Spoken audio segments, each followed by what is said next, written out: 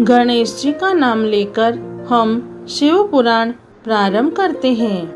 हे शंकर भगवान, हे माता पार्वती, हम जो भी शिव पुराण सुन रहे हैं, हमारी सब मनोकामना पूरी करना, हमारी रक्षा करना, हम सब आपकी शरण में हैं।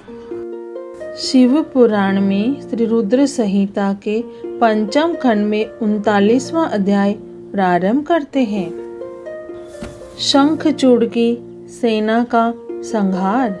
व्यास जी बोले, हे ब्रह्मपुत्र सनत कुमार जी, जब देवी भद्रकाली द्वारा युद्ध में घायल होकर शंखचूड़ पुनः अपने रथ पर जाकर बैठ गया, तब क्या हुआ? भगवान शिव ने जो उस युद्ध में असुरराज शंखचूड़ का वध करने के लिए आए थे, क्या किया? कृपा कर मुझे इस कथा को सविस्तार सुनाइए। व्यास जी की इस जिज्ञासा को शांत करते हुए सनत कुमार जी ने कहा।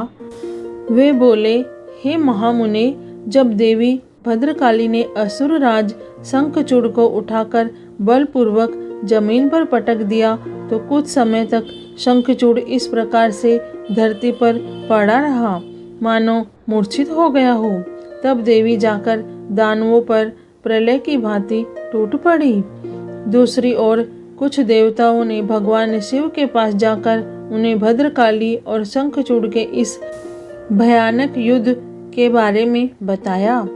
ये सारी बातें सुनकर त्रिलोकीनाथ भगवान शिव स्वयं युद्ध करने के लिए आगे बढ़े। जब कल्याणकारी सर्वेश्वर देवादिदेव भगवान शिव अपने वाहन नंदीश्वर पर चढ़कर आरूढ़ होकर युद्ध स्थल में पधारे, तो उन्हें देखकर असुरराज शंखचूड़ ने उनका अभिवादन किया।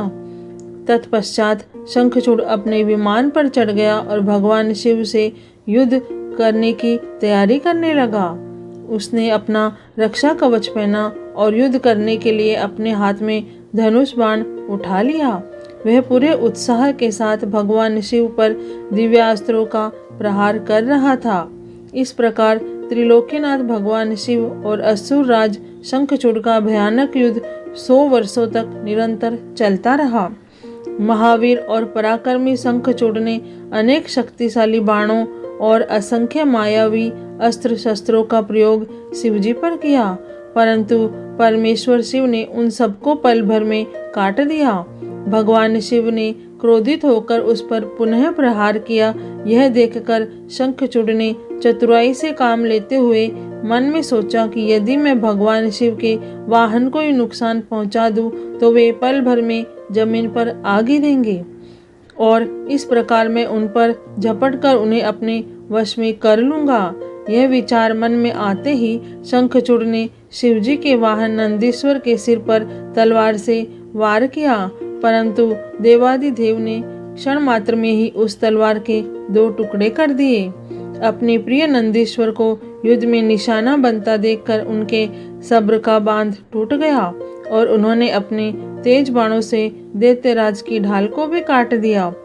जब तलवार और ढाल दोनों ही खराब हो गई, तब शंखचूड़ ने अपनी गदा से युद्ध लड़ना आरंभ कर दिया, परंतु गदा का भी वही हाल हुआ जो तलवार और ढाल का हुआ था।